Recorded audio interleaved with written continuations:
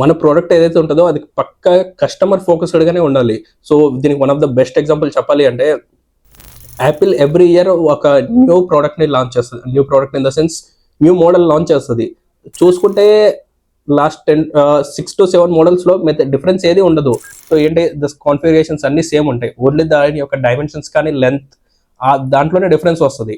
But ఎందుకు every year ఒక model release చేస్తుంది అంటే యాపిల్ ఏం చేస్తుంది, ఏదైతే మనం యూస్ చేస్తున్నామో వాళ్ళ డివైస్ మొబైల్ యూస్ చేస్తున్నామో సో డేటా అనేది వాళ్ళు కలెక్ట్ చేస్తారు. సో అసలు బేసికల్గా కస్టమర్ ఏం యూజ్ చేస్తున్నాడు, ఫోన్ వాడుతున్నప్పుడు అన్లాక్ చేయగానే ఎలాంటి యాప్స్ యూజ్ చేస్తున్నాడు, ఏం చేస్తున్నాడు, ఇలాంటి డేటా అంతా గ్యాదర్ చేస్తాను అనమాట.